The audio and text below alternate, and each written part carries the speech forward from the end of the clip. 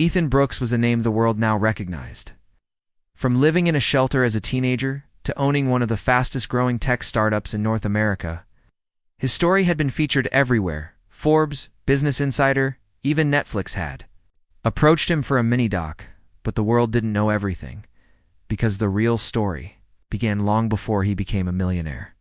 It began in room 205 of Eastland Public High School, with a teacher who made him feel worthless, Mr. Carter, the man who called him charity case, who laughed when Ethan came to school in torn shoes, who once said in front of the entire class, "Some people aren't made for success, they're built for survival." And barely that. Ethan never forgot it. Years later, a cold evening in downtown Chicago brought that memory back violently. Stuck at a red light, Ethan noticed a man, sitting by a fire barrel in a torn coat, holding a cardboard sign, "Hungry. Please help." His face was older, rougher, but unmistakable. Mr. Carter, the same man who humiliated him for years. Now homeless, unrecognizable, and lost. Ethan stepped out of his car, walked over, heart pounding. "Mr. Carter." The man looked up, eyes sunken, hands trembling. "Do I know you?" "It's Ethan Brooks. Class of 2009. Eastland High." Mr. Carter blinked. "The scholarship boy." "Yeah, the one who was built for survival. Remember?" There was silence, and then, unexpectedly, a soft laugh. Life really does flip the script, doesn't it?" Ethan helped him up and took him to a diner. Over coffee and soup, Ethan learned the truth. Mr. Carter's wife died of a sudden illness. He left teaching for a private consultancy job that collapsed during a financial scandal. He lost everything. No one, not the school, not his colleagues, not the students, came looking poetic, Mr. Carter said bitterly. "I pushed so many kids down, and now I've landed where I told them they'd end up." Ethan had every reason to walk away, but instead he offered him a place to stay. His assistant was stunned. "You're helping the guy who tore you down?"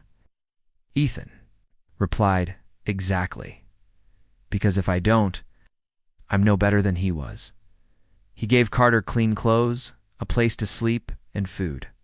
But more importantly, he gave him dignity. The media caught wind of it. The story blew up.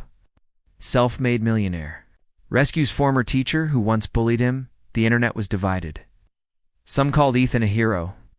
Others questioned why he'd help someone so cruel. But then came the turning point.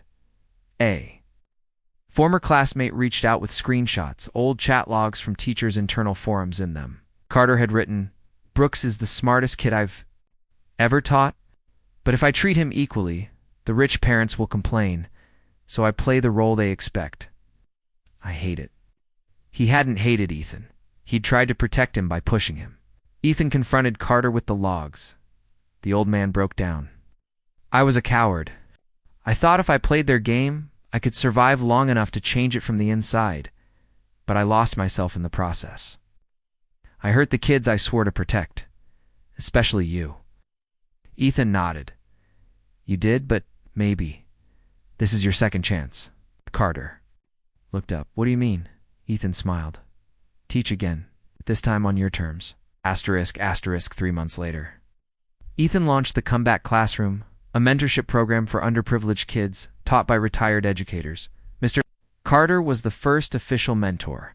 The media showed up at the launch. Cameras rolled. As Carter stood before a group of young kids, he began, "I used to teach with fear. I used to judge kids by their shoes, not their minds. But one of those kids taught me the biggest lesson of all, that redemption is real. If you choose it," applause thundered, but no one clapped louder than Ethan. "Because some stories don't end with revenge, some end with healing. **.